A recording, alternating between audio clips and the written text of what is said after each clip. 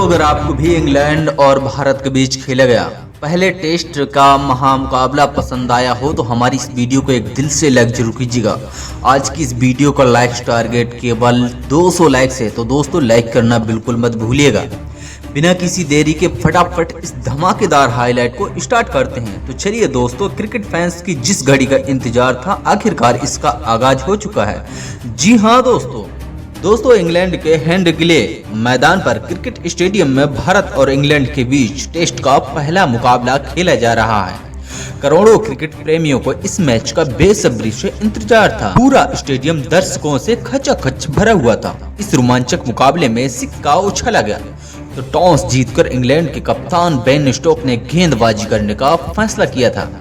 उन्होंने भारतीय टीम को पहले बल्लेबाजी करने के लिए आमंत्रित किया था।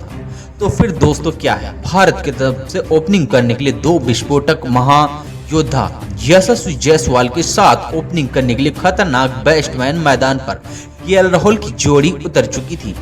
दोनों ही बल्लेबाजों के कंधों पर अपनी टीम को अच्छी शुरुआत दिलाने की एक बहुत ही अहम जिम्मेदारी थी। जी हाँ दोस्तों, इंग्लैंड की तरफ से गेंदबाजी की शुरुआत करते हुए पहले ओवर में बॉलिंग करने के लिए आए क्रिस वोक्स शानदार गेंदबाजी का नजारा पेश कर रहे थे। लेकिन दोस्तों पहले ओवर की शुरुआत की 5 गेंदों में यशस्वी जायसवाल गेंद का बिल्कुल भी समझ नहीं पाए। लेकिन दोस्तों उन्होंने ओवर की अंतिम गेंद पर ऐसा खतरनाक चौका जड़कर चौके के साथ भारतीय टीम का खाता खोला और इसी तरीके से दोस्तों पहले ओवर में भारत के स्कोर मात्र 4 रन बन पाया। अब स्ट्राइक पर आ चुके थे केएल राहुल। इंग्लैंड के कप्तान बेन स्टोक्स ने दूसरे ओवर में गेंदबाजी करने के लिए ब्रायन कार्स को खतरनाक गेंदबाजी के लिए केएल राहुल के सामने रखा। जी हाँ दोस्तों, उनके सामने केएल राहुल को काफी ही मुश्किल रन बनाना हो रहा था। ब्रायन कार्स ने शानदार गेंदबाजी करते हुए दूसरे ओवर में मात्र 1 रन भी नहीं बनने दिया। जी हाँ दोस्तों, यानी कि दूसरा ओवर मेड इन रहा इंग्लैंड की तरफ से। तीसरा ओवर लेकर आए क्रिस वोक्स। जी हाँ दोस्तों, लेकिन इस बार यशस्वी जायसवाल ने उनकी जमकर धुलाई की। जी हाँ दोस्तों, चौथे ओवर की चौथी गेंद पर जायसवाल ने साइड की दिशा में ढकेल दिया और तेजी के साथ दौड़कर 2 रन पूरे कर लिए। फिर अगली गेंद पर जायसवाल ने सनसनाता हुआ चौका लगाकर टीम इंडिया के स्कोर को रॉकेट की रफ्तार से भी तेज बढ़ाया। जी हाँ दोस्तों, ओवर की समाप्ति के बाद टीम इंडिया का स्कोर बिना किसी विकेट के नुकसान पर 10 रनों तक पहुंच गया था। इंग्लैंड की तरफ से अब चौथा ओवर लेकर आए थे ब्रायन कार्स। उनके सामने थे स्ट्राइक पर केएल राहुल ने ताबड़तोड़ अंदाज में बल्लेबाजी करते हुए पहले ही गेंद पर लेग साइड की दिशा में शानदार चौका लगाया। टीम इंडिया के स्कोर को 14 रन तक पहुंचा दिया।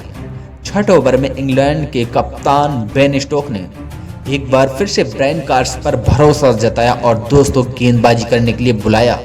मैदान पर गेंद को उनके हाथों पे थमाया गया और इतना यशस्वी जायसवाल ने उनको बखिया उधेड़ दिया। जी हाँ दोस्तों, बखिया उधेड़ कर रख दिया। इस ओवर में जायसवाल ने तूफान मचाते हुए दूसरी और चौथी गेंद पर जबरदस्त चौका लगाकर ब्रायन कार्स को खून के आंसू रोने पर मजबूर कर दिया।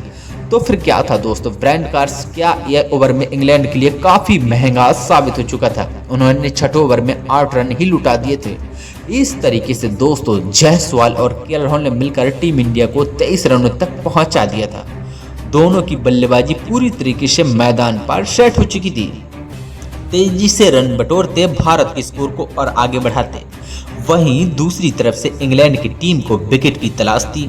लेकिन दोस्तों इंग्लैंड करे भी तो क्या करे, विकेट की तलाश में 7वां ओवर लेकर आए एक बार फिर से क्रिस वोक्स के ओवर में दोनों ही बल्लेबाजों ने सिंगल डबल की मदद से 3 रन जोड़ लिए। लेकिन दोस्तों इसके बाद 8वें ओवर और 9वें ओवर में इंग्लैंड की तरफ से खतरनाक गेंदबाजी करने आए और देखने को भी मिली। दोनों ओवर मेडन रहा। 10वें ओवर में ब्रायन कार्स ने खतरनाक गेंदबाजी करते हुए यशस्वी जायसवाल और केएल राहुल को खूब चकमा दिया, सिर्फ 1 रन बनने दिया। 10 ओवर की समाप्ति के बाद टीम इंडिया का स्कोर अब बिना किसी विकेट के नुकसान पर 27 रन बन चुका था।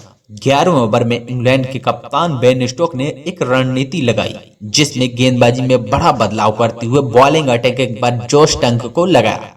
लेकिन फिर क्या था दोस्तों, यशस्वी जायसवाल ने 5वीं गेंद पर चौका लगाकर टंक की टंग खाली कर दी। जी हाँ दोस्तों, सारी रणनीतियों पर पानी फेर दिया। बेन स्टोक जितनी भी रणनीति बनाते और उन पर जायसवाल और केएल राहुल मिलकर पानी फेर देते। केएल राहुल ने भी शानदार खेल दिखाया और पहले ही गेंद पर लॉन्ग ऑफ की दिशा में सनसनाता हुआ चौका लगा दिया। टीम इंडिया का स्कोर अब 36 रन तक पहुंचा दिया था। दोनों ही बल्लेबाजों ने इंग्लैंड के गेंदबाजों की जमकर धुनाई करते हुए तभी इंग्लैंड के कप्तान बेन स्टोक एक बार फिर से गेंदबाजी कर निकले। तीनों ओवर में जोश टंग को भेज दिए। जोश टंग अपनी गेंदबाजी से यशस्वी जायसवाल को खूब परेशान कर रहे थे, लेकिन दोस्तों ओवर की अंतिम गेंद पर जायसवाल ने ऑफसाइड की दिशा में ढकेल दिया। वहीं पर तेजी से बाउंड्री को पार करते हुए 4 रन मिल गए। जी हां दोस्तों, अंत में इंडिया का स्कोर 40 रन तक पहुंच गया था। एक छोर से यशस्वी जायसवाल तेजी से रन बटोरते हुए टीम इंडिया के स्कोर को आगे बढ़ा रहे थे। दोस्तों दूसरी तरफ से राहुल के कंधे पर कंधा मिलाकर उनका भरपूर साथ दे रहे थे, जबकि इंग्लैंड की टीम को इस मुकाबले में बने रहने के लिए विकेट की तलाश थी। 14वें ओवर में इंग्लैंड के कप्तान बेन स्टोक ने गेंदबाजी करने के लिए क्रिक बॉक्स को फिर से एक बार लगा दिया। जी हां, केएल राहुल के सामने घुटने टेकते हुए दिखाई दिए। ओवर की दूसरी ही गेंद पर केएल राहुल ने तगड़ा चौका लगाकर टीम इंडिया के स्कोर 44 रन पहुंचा दिया। 15 ओवर में बेन स्टोक की गेंद पर जोश टंग के हाथों में थमा दिया, लेकिन केएल राहुल ने इस बार उनकी जमकर धुनाई की। दूसरी ओर से केएल राहुल ने लेग साइड की दिशा में ढकेल दिया और गेंद को तेजी से बाउंड्री की तरफ भेज दिया। जहां पर दोस्तों जॉय रूट खड़े थे, उन्होंने गेंद को रोकने का भरपूर प्रयास किया, लेकिन दोस्तों गेंद कहां रोकने वाली थी और गेंद सीधा बाउंड्री लाइन के पार चली गई 4 रनों के लिए। अंत की गेंद में केएल राहुल ने तगड़ा प्रहार किया और तेजी के साथ उन्होंने दौड़कर 3 रन बटोर लिया। इस तरीके से दोनों ही बल्लेबाजों ने मिलकर टंगे को इस ओवर में 8 रन बटोर लिए। 15 ओवर की समाप्ति के बाद अब टीम इंडिया का स्कोर बिना किसी विकेट के नुकसान पर 52 रन पहुंच चुका था। इंग्लैंड की तरफ से 16 ओवर लेकर आए गेंदबाजी करने के लिए खुद कप्तान बेन स्टोक। उनके सामने स्ट्राइक पर थे केएल राहुल। जी हां दोस्तों, बेन स्टोक ने खतरनाक गेंदबाजी करते हुए केएल राहुल को खूब परेशान किया और एक एक रन के लिए तरसा लिया। जी हां दोस्तों, केएल राहुल संभल कर बल्लेबाजी करते हुए अपना विकेट बचाने में लगे हुए थे। बेन स्टोक ने खतरनाक गेंदबाजी करते हुए एक भी रन नहीं बनने दिया। वही विकेट निकालने में सफल नहीं हो पाए। निराशा मन में वापस लौट आए। मुकाबला आगे बढ़ता गया और मैच रोमांच से और भी भरपूर होता गया। ये सवाल एक केएल राहुल के साथ मिलकर जिम्मेदारी पूर्व बल्लेबाज की हुई थी। जी हां दोस्तों, इंडिया का स्कोर 19 ओवर में 58 रन तक पहुंचा दिया था। दूसरी तरफ से जायसवाल भी अच्छी बल्लेबाजी कर रहे थे। 20वां ओवर लेकर आए एक बार बेन स्टोक की शुरुआत में 2 गेंद पर केएल राहुल ने लगातार 2 सनसनाता हुआ चौका लगा दिया। बेन स्टोक के होश उड़ गए। इसके बाद चौथी ही गेंद पर अंतिम गेंद पर जायसवाल और राहुल ने सिंगल लिया। इस तरीके से बेन स्टोक का यह ओवर फिर से बहुत ही महंगा साबित हुआ। उन्होंने 20 ओवर में 10 रन लौटा दिए। 20 ओवर की समाप्ति के बाद टीम इंडिया का स्कोर बिना किसी विकेट के नुकसान पर 68 रन पहुंच चुका था। 21वें ओवर में यशस्वी जायसवाल ने तूफान मचा कर रखा था। गेंदबाजी कर रहे ब्राइडन कार्स ने 21 ओवर की दूसरी गेंद पर यशस्वी जायसवाल को शानदार चौका लगाया। अगली गेंद पर विकेट कीपर से मिस होकर पीछे की तरफ से 4 रन के लिए चली गई। इस तरीके से टीम इंडिया के 4 रन एक्स्ट्रा मिल गए। 22 ओवर में केएल राहुल ने एक तगड़ा चौका लगाया, जिसके बाद दोनों ही बल्लेबाजों का बल्ला रोकने का नाम ही नहीं लिया। और दोस्तों हर ओवर में यशस्वी जायसवाल और फिर एक बार केएल राहुल एक ना एक बाउंड्री जरूर लगा रहे थे। 24 ओवर समाप्ति के बाद टीम इंडिया का स्कोर 91 रन तक पहुंच चुका था। 25वें ओवर में इंग्लैंड के कप्तान बेन स्टोक ने गेंदबाजी करने के लिए ब्राइडन कार्स को भेज दिया। खतरनाक गेंदबाजी करते हुए ब्राइडन कार्स ने 5वीं गेंद पर केएल राहुल को अपने जाल में फंसाया और जॉय रूट के हाथों कैच पकड़वाकर उन्हें पवेलियन का रास्ता दिखा दिया। इस तरीके से टीम इंडिया को पहला बड़ा झटका लगा। केएल राहुल 8 चौके की सहायता से 42 रन की पारी खेलकर वापस पवेलियन लौट गए। लेकिन दोस्तों जायसवाल अभी भी मैदान पर डटे हुए थे। उनका साथ देने के लिए नए बल्लेबाज साई सुदर्शन उतरे थे। साई सुदर्शन के लिए यह मैच डेब्यू था, लेकिन वह अपने डेब्यू मैच में कुछ खास नहीं कर पाए। बिना खाता खोले जेमी स्मिथ के हाथों कैच थमा बैठे। इस तरीके से इंडिया का दूसरा बड़ा झटका बैक टू बैक लग गया, जहां पर 2 विकेट, दूसरा विकेट 92 रन के स्कोर पर लग गया था।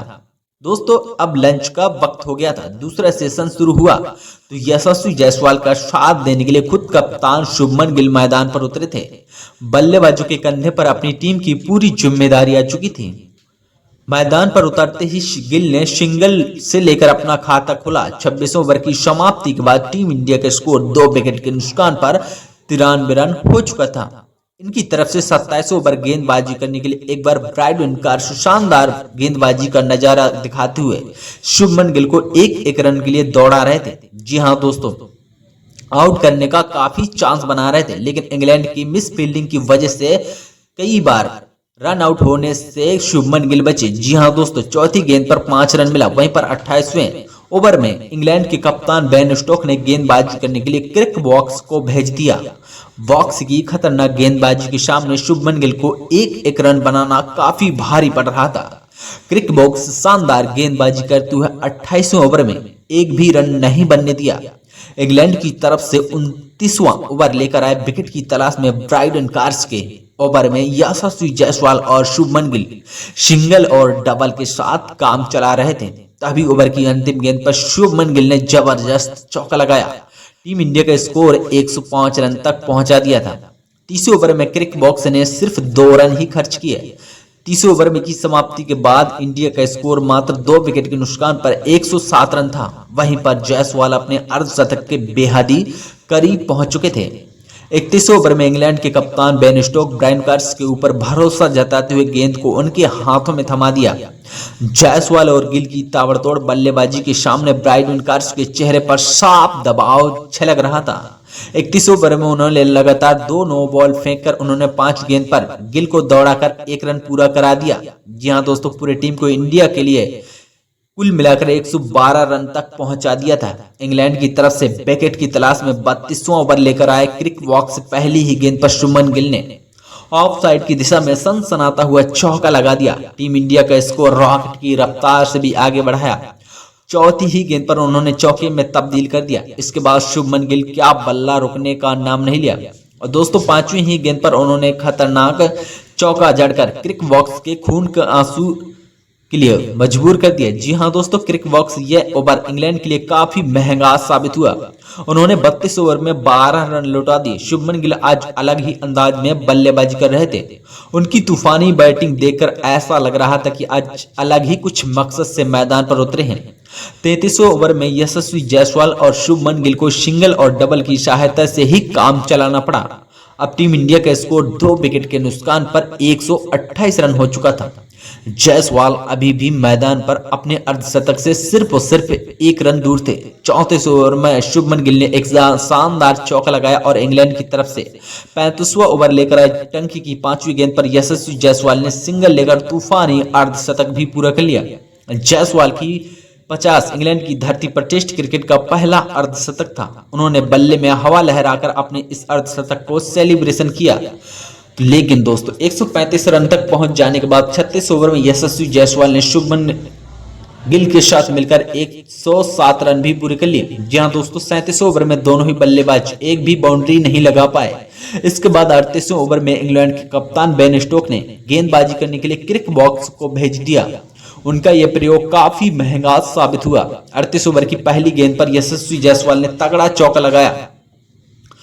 फिर गेंद को उन्होंने चौके में तब्दील कर दिया। इसके बाद उनका कॉन्फिडेंस बढ़ता गया और 5वीं गेंद पर एक और सनसनाता हुआ चौका लगाकर क्रिक बॉक्स को घुटने टेकने पर मजबूर कर दिया। जायसवाल का तूफान मचाते हुए अकेले 38वें ओवर में 3 चौके की सहायता से 13 रन जोड़ दिया। 38 ओवर के बाद टीम इंडिया का स्कोर 2 विकेट के नुकसान पर 158 रन पहुंच गया था।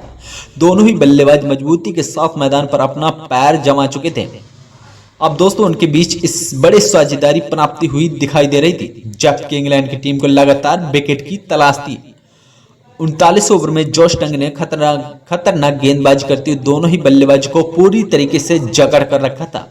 सिर्फ एक रन नहीं बनने दिया। 44वें ओवर में इंग्लैंड के कप्तान बेन स्टोक्स ने गेंदबाजी में जबरदस्त बदलाव किया और इस बार फिर से बॉलिंग करने के लिए स्पिनर बॉलर शोएब बशीर को बुला लिया, जिनका स्वागत यशस्वी जायसवाल ने पहली ही गेंद पर शानदार चौका लगाकर किया। फिर तीसरी गेंद पर उन्होंने 1 रन लेकर स्ट्राइक शुभमन गिल को दे दिया। ओवर की अंतिम गेंद पर गिल ने भी सिंगल के साथ 40 ओवर की समाप्ति के बाद टीम इंडिया के स्कोर 165 रन पहुंचा दिया।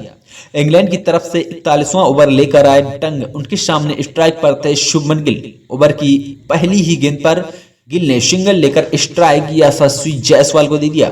स्ट्राइक पर आते ही जायसवाल ने 41 ओवर में की अंतिम गेंद पर मिड विकेट के ऊपर से तब्दील करके इनिंग्स का पहला छक्का लगा दिया। 42 ओवर में शुभमन गिल ने अकेले 5 रन जोड़ डाले, जिसमें से उन्होंने एक चौका लगाया और इसी के साथ वह अपने अर्धशतक के करीब काफी बढ़ रहे थे। और दोस्तों इसी के साथ अपना शुभमन गिल ने अर्धशतक पूरा किया। और वहीं पर दोस्तों शानदार बल्लेबाजी करते हुए यशस्वी जायसवाल ने भी 154 गेंदों में से अपना शानदार शतक पूरा किया और 101 रन पर आउट हो गए। तो दोस्तों आपको यशस्वी जायसवाल की बल्लेबाजी कैसी लगी दोस्तों, जहां पर टीम इंडिया अब 215 रन के स्कोर पर 3 विकेट हो चुके थे। तो दोस्तों वीडियो अच्छी लगी है तो वीडियो को लाइक और चैनल को सब्सक्राइब जरूर करें।